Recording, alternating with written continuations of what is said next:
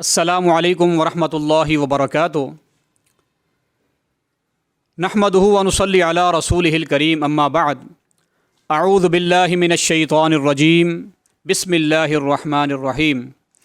قل اعوذ برب الفلق من شر ما خلق ومن شر غاسق اذا وقب ومن شر النفاثات فی العقد ومن شر حاسد اذا حسد۔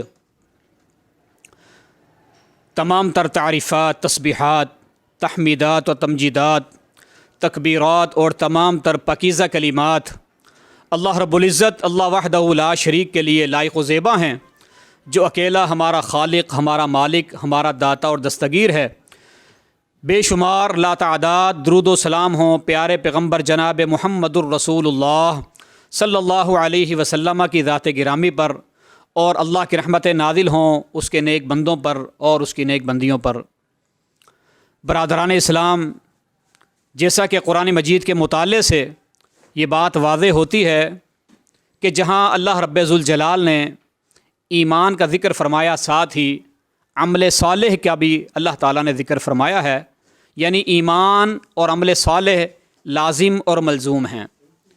ایمان کا دعویٰ ہو، ساتھ میں عمل نہ ہو تو بھی جو ہے قابل قبول نہیں ہے، اور انسان عمل کے پہاڑ کھڑے کر دے لیکن دل ایمان سے خالی ہو تو وہ عمل کسی کام کے نہیں۔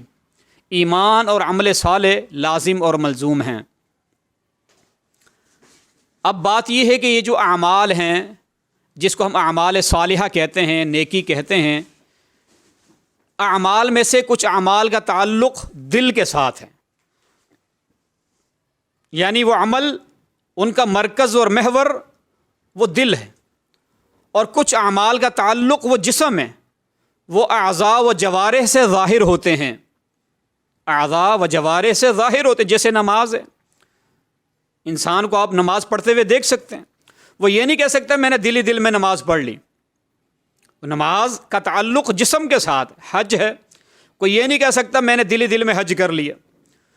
لیکن کچھ کا تعلق ہے وہ عمل، لیکن اس کی جگہ دل ہے، اس کا مرکز دل ہے۔ پھر اسی طرح اچھے ہوں یا برے ہوں، وہ ایک الگ بات ہے، یعنی مرکز ان کا دل ہے۔ آج کے اس مختصر سے سیشن میں ہم جس موضوع کی طرف آپ کی توجہ مبذول کرانا چاہتے ہیں، جس موضوع پر ہم گفتگو کرنا چاہتے ہیں، وہ ہے حسد کی مذمت۔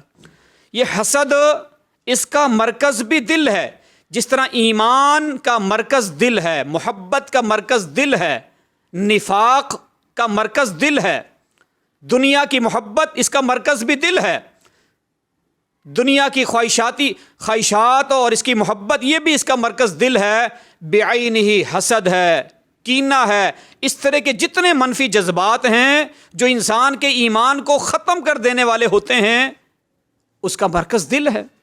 اللہ رب ذوالجلال نے اس سے پناہ مانگنے کا حکم دیا ہے۔ تو سب سے پہلے ہم دیکھتے ہیں حسد ہے کیا۔ حسد کی تعریف کیا ہے؟ کسی شخص کے فضائل یا وسائل کو دیکھ کر اس سے جلتے ہوئے، کڑتے ہوئے، اس سے ان کو چھن جانے کی تمنا کرنا۔ زوال النعمت من غیری، کسی کو نعمت میں دیکھ کر، خوشحالی میں دیکھ کر، اچھا کھاتے پیتے دیکھ کر اس سے جلنا، کڑنا، یہ زوال نعمت کی تمنا کرنا، یہ حسد ہے۔ یہ حسد ہے۔ حضرت امام ابن تیمیہ رحمۃ اللہ علیہ، شیخ الاسلام امام ابن تیمیہ رحمۃ اللہ علیہ فرماتے ہیں، الحسد مرض من امراض النفس، حسد ایک بیماری ہے دل کی بیماریوں میں سے۔ فلا یخلص منہ الا القلیل من الناس، بہت کم لوگ ہوں گے جو شاید اس سے محفوظ ہوں، اکثر لوگ اس کا شکار ہو جاتے ہیں۔ ایک اور مقام پر حضرت امام ابن تیمیہ رحمۃ اللہ علیہ فرماتے ہیں، ما خلا جسد من الحسد، ما خلا جسد من الحسد، شاید ہی کوئی جسم ہو، یعنی شاید ہی کوئی جان ایسی ہو، شاید ہی کوئی شخص ایسا ہو جو حسد سے محفوظ ہو۔ یہ اپنی جگہ بنا لیتا ہے، اپنی جگہ بنا لیتا ہے۔ اب اس سے پناہ کیسے مانگنی ہے، اس سے بچنا کیسے ہے، یہ بعد میں ہم گفتگو کریں گے۔ سب سے پہلے دیکھیے اس کی مذمت، کہ حسد جو ہوتا ہے، پہلی بات تو یہ ہے کہ یہ جب انسان حسد کرنے لگتا ہے وہ خوشیوں سے اور نعمتوں سے محروم ہو جاتا ہے. یعنی حاسد کو پہلی سزا یہ ملتی ہے کہ وہ خود اپنی خوشیوں سے، نعمتوں سے محروم ہو جاتا ہے، وہ ناکام اور نامراد ہو جاتا ہے. اب دیکھیے کفار مکہ نے حسد کیا، وہ جل گئے، بھن گئے، کڑ گئے. جب اللہ کے پیغمبر صلی اللہ علیہ وسلم پہ قرآن مجید نازل ہوا، نزول قرآن کتنی بڑی سعادت ہے، کتنی بڑی اللہ کی نعمت ہے. اب ان کو حسد پیدا ہو گیا، کہنے لگے لولا نزل هذا القرآن على رجل من القريتين عظیم. یہ مکہ ہے، یہ یثرب ہے، یہ مکہ ہے، یہ طائف ہے. مکے کے کسی چودھری پر، طائف کے کسی سردار پر، کسی امیر کبیر کھاتے پیتے گھرانے کے چشم و چراغ پر یہ قرآن کیوں نہیں اترا؟ اترنا تھا تو کسی نامی گرامی شخصیت پہ قرآن مجید اترتا. مکے کے اس یتیم محمد الرسول اللہ صلی اللہ علیہ وسلم پہ ہی قرآن مجید. تو گویا ان کو اس بات کی جلن تھی، تکلیف تھی کہ ہمارے اوپر یہ قرآن مجید کی نعمت کیوں نہیں نازل ہوئی. تو الغرض وہ نعمت سے محروم ہوئے اپنے اس حسد کے مارے. اور جب حسد کرنے لگے تو حسد کے مارے دیکھیے وہ اسلام کی نعمت سے محروم ہو گئے. میں نے آپ کے سامنے یہ بات عرض کی کہ حاسد آنے والی نعمتوں سے محروم ہو جاتا ہے.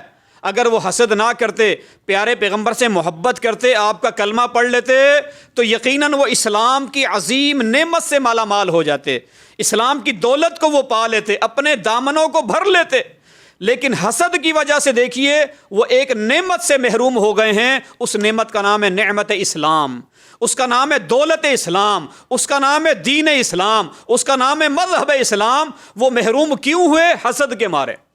کہ حاسد انسان محسود کا کچھ بگاڑے نہ بگاڑے، وہ اپنا ضرور بگاڑ لیتا ہے، خوشیوں سے محروم ہو جاتا ہے اور متوقع آنے والی نعمتوں سے بھی محروم ہو جاتا ہے. کتنی بڑی شقاوت کی بات ہے کہ وہ دوسرے کا کچھ بگاڑے نہ بگاڑے، اپنا بہت کچھ بگاڑ لیتا ہے، اپنا ہی نقصان کر بیٹھتا ہے. آپ کے سامنے مثال آ گئی. دوسری بات یہ میرے بھائیوں، یہ جو حسد ہے نا، یہ کم از کم ایمان کا دعویٰ کرنے والے ایک مومن مسلمان شخص کا کام نہیں ہے. اس کو یعنی زیب نہیں دیتا کہ وہ حسد میں مبتلا ہو. یہ تو اللہ تبارک و تعالیٰ کا قرآن ہمیں بتلاتا ہے کہ یہ تو یہود کا کام ہے.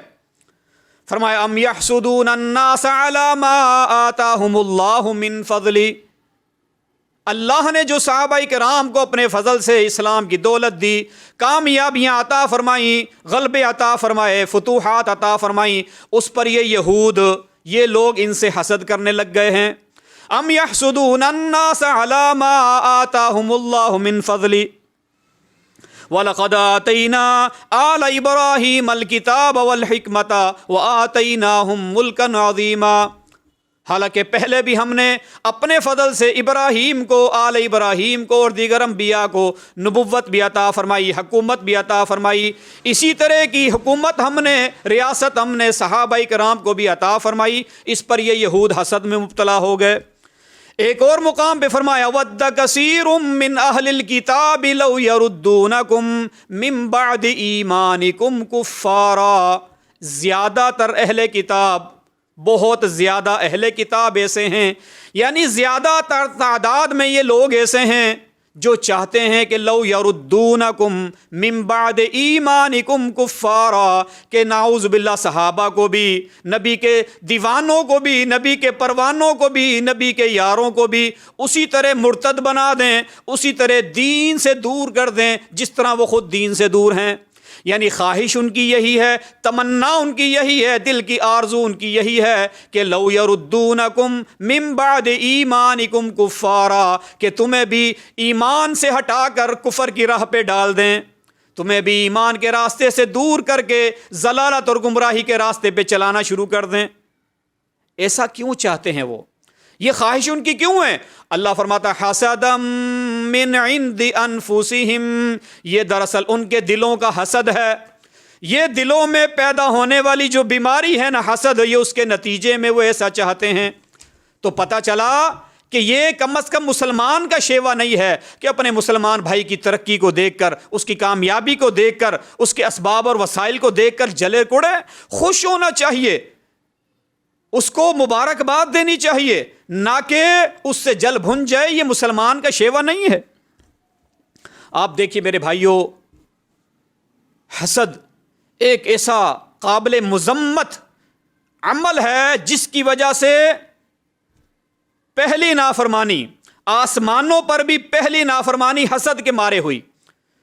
سیدنا آدم علیہ الصلوۃ والسلام ابو البشر، آدم علیہ الصلوۃ والسلام کو جب اللہ تعالیٰ نے ان کے بارے حکم دیا نا فرشتوں کو سجدہ کرنے کا، ابلیس نے انکار کر دیا۔ قال ما منعك ان تسجد اذ امرتك قال انا خیر منہ خلقتنی من نار وخلقتہ من طین۔ پوچھا ابلیس، جبکہ میں نے تمہیں حکم بھی دیا تھا تو تمہیں کس چیز نے سجدہ کرنے سے روک دیا؟ تم نے سجدہ کیوں نہیں کیا؟ قال انا خیر منہ خلقتنی من نار وخلقتہ من طین۔ اس نے اپنے آپ کو بہتر اور برتن جانا، کہنے لگا میں بہتر ہوں، میں برتر ہوں، یہ کمتر ہے، میں اچھا ہوں، یہ مجھ سے اچھا نہیں ہے۔ اپنی فضیلت اس نے گنوائی، حسد کیا کہ یہ شان اور مقام، یہ مرتبہ اور فضیلت آدم علیہ السلام کو نصیب کیوں ہو گئی، مجھے نصیب کیوں نہیں ہوئی؟ اس حسد کے مارے آسمانوں پر پہلا گناہ، پہلی نافرمانی مارد وجود میں آئی، رونما ہوئی۔ وجہ کیا تھی؟ حسد۔ وجہ کیا تھی؟ حسد کے مارے ابلیس نے سجدہ کرنے سے انکار کر دیا، اور انجام ہمارے اور آپ کے سامنے ہے۔ یہ حسد وہ قابل مذمت عمل ہے جس کی وجہ سے روئے زمین پر، اس آسمان کی چھت کے نیچے، اس دھرتی پر سب سے پہلا انسانی قتل ہوا۔ وَاتْلُ عَلَيْهِمْ نَبَأَ بَنِي آدَمَ بِالْحَقِّ إِذْ قَرَّبَا قُرْبَانًا فَتُقُبِّلَ مِنْ أَحَدِهِمَا وَلَمْ يُتَقَبَّلْ مِنَ الْآخَرِ۔ حابیل اور قابیل نے اللہ کے حضور قربانی پیش کی، فَتُقُبِّلَ مِنْ أَحَدِهِمَا، ایک بھائی کی قربانی قبولیت کے درجے کو پہنچ گئی، وَلَمْ يُتَقَبَّلْ مِنَ الْآخَرِ، دوسرے بھائی کی قربانی قبولیت کا درجہ حاصل نہ کر سکی۔ حابیل کی قربانی قبول کر لی گئی، قابیل کی قربانی قبول نہ کی گئی۔ قال لا قتلنک قال انما یتقبل اللہ من المتقین۔ قابیل کہنے لگا، حسد پیدا ہو گیا کہ میرے کو یہ شرف کیوں نہیں ملا، مجھے یہ اعزاز کیوں نصیب نہیں ہوا، یہ شان اور مقام مجھے کیوں نہیں ملا، اسے کیوں ملا؟ یہ مقام اسے کیوں نصیب ہوا، مجھے کیوں نصیب نہیں ہوا؟ یہی حسد ہے، یہی حسد ہے۔ اور اسی تکلیف کے ساتھ، اسی دکھ کے ساتھ بالآخر اس نے اپنے بھائی کو قتل کر دیا۔ بھائی نے قتل ہونے سے پہلے، شہید ہونے سے پہلے کہا تھا انما یتقبل اللہ من المتقین۔ اپنے دل سے حسد نکال کر دل میں تقوی پیدا کر لیجئے، اللہ کا ڈر خوف پیدا کر لیجئے، تقوی کو جگہ دے دیجئے، حسد کو نکال دیجئے، اللہ رب العالمین تمہارے اعمال کو بھی قبول فرما لے گا۔ آسمانوں پہ پہلا جرم، پہلی معصیت، بنیاد اس کا، پہلی بنیاد اس کی اور سبب اس کا وہ حسد ہے۔ روئے زمین پر پہلا انسانی قتل، بنیاد اس کی بھی حسد ہی ہے۔ اور یہ وہ قابل نفرت ایک عمل ہے حسد، کہ جو حقیقی بھائی کو بھی اپنے بھائی کے خلاف کر دیتا ہے۔ برادران یوسف کی مثال آپ کے سامنے، اذ قالوا ليوسف واخوه احب الى ابينا منا ونحن عصبة۔ برادران یوسف میٹنگ بلا لیتے ہیں، مجلس بلا لیتے ہیں، سوچتے ہیں، حالانکہ ان کی سوچ غلط ہے، کہنے لگے یار یوسف اس کا بھائی والد کو زیادہ عزیز ہیں، ہمیں والد جو ہے وہ ہم سے زیادہ پیار نہیں کرتے۔ یوسف اور اس کے بھائی والد کو زیادہ عزیز ہو چکے ہیں۔ وَنَحْنُ عُصْبَةٌ، حالانکہ ہم مضبوط بھی ہیں، ہم ایک جماعت بھی ہیں، کماتے بھی ہم ہیں، گھر کا کاروبار بھی ہم چلا رہے ہیں، گھر کے معاملات بھی ہم دیکھ رہے ہیں، اور وہ دونوں چھوٹوں سے والد کو زیادہ محبت ہو گئی، ہمیں وہ محبت نصیب کیوں نہیں؟ حالانکہ ماں باپ کوئی فرق نہیں کرتے اولاد میں، ماں باپ وہ عظیم اور خوبصورت رشتہ ہے، اللہ کی وہ عظیم نعمت ہے ماں باپ، ہمیں ان کی قدر کرنی چاہیے، کہ جو اپنی اولاد میں کبھی فرق نہیں کرتے، نہ بیٹے میں نہ بیٹی میں، نہ بیٹوں میں نہ بیٹیوں میں، وہ سب سے یکساں محبت کرتے ہیں، بلکہ ہر ایک سے بڑھ کر ایک سے محبت وہ کرتے ہیں۔ یہ اولاد جو ہوتی نا، کم ظرف قسم کی اولاد، نا خلف قسم کی اولاد، وہ یہ سمجھ بیٹھتی ہے کہ شاید میرے والد کو یا میری ماں کو مجھ سے محبت نہیں۔ تو یہ ان کی سوچ تھی، اس سوچ نے ان کو آمادہ کیا حضرت یوسف علیہ السلام کے قتل پر۔ وجہ کیا ہے؟ حسد۔ کہنے لگے اقتلوا یوسف واطرحوہ ارضا یخل لکم وجہ ابیکم، یا تو یوسف کو قتل کر دو یا اس شہر سے دور کسی دوسرے شہر میں، دوسرے کسی علاقے میں، کسی کنویں کے اندر، کسی گہری جگہ کے اندر، کھائی کے اندر پھینک کر آ جاؤ۔ یخل لکم وجہ ابیکم، یوسف نہیں رہیں گے، تم ہی رہو گے تو ساری توجہ تمہیں نصیب ہو جائے گی، باپ کی ساری محبت اور شفقت ہمیں مل جائے گی۔ وَتَكُونُوا مِن بَعْدِهِ قَوْمًا صَالِحِينَ، اس کے بعد توبہ کر کے نیکوکار بن جائیں گے۔ اور اس ارادے پر انہوں نے عملی جامہ پہنا لیا، یعنی اپنی طرف سے انہوں نے کوئی کسر نہیں چھوڑی، انہوں نے کسر نہیں چھوڑی اپنے اس ارادے کو عملی جامہ پہنانے میں۔ تفصیلی واقعہ آپ سن چکے ہیں، سنتے رہتے ہیں۔ سورہ یوسف میں اللہ سبحانہ و تعالیٰ نے بیان فرمایا کہ وجہ کیا ہے؟ حسد، کہ حسد کے مارے بھائیوں نے بھائی کو راستے سے ہٹانے کی کوشش کی۔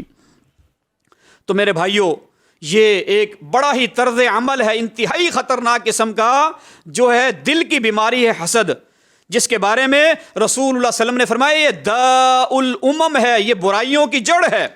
رسول اللہ صلی اللہ علیہ وسلم نے فرمایا انہ سیصیب امتی داء الامم، میری امت کے بہت سے لوگ عن قریب داء الامم کا شکار ہو جائیں گے۔ داء الامم، وما داء الامم یا رسول اللہ صلی اللہ علیہ وسلم، داء الامم کیا ہوتا ہے؟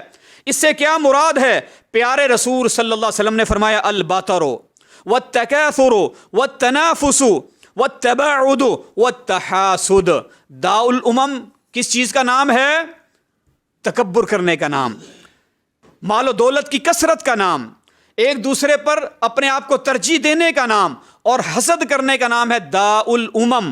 فرمایا داء الامم کی بیماری میری امت کے اکثر لوگوں میں پیدا ہو جائے گی، یعنی وہ فخر میں مبتلا ہوں گے، کثرت میں مبتلا ہوں گے، حسد میں مبتلا ہو جائیں گے۔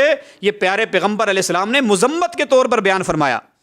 اسی طرح ایک اور حدیث میں فرمایا لا یزال الناس بخیر، لوگ ہمیشہ خیر پر رہیں گے، دین پر قائم رہیں گے، توحید پر قائم رہیں گے، لوگ ہمیشہ ایمان اور اسلام پر قائم رہیں گے، ما لم یتحاسدوا۔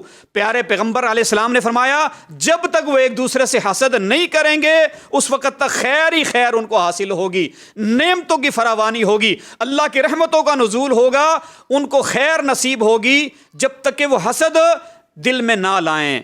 گویا حسد نہ کرنے سے خیر نصیب ہوتی ہے، اور حسد کر لینے سے، جیسے ہم نے پہلے ذکر کیا، متوقع جو نعمتیں ہیں، مستقبل میں حاصل ہونے والی نعمتیں بھی اکثر چھن جاتی ہیں۔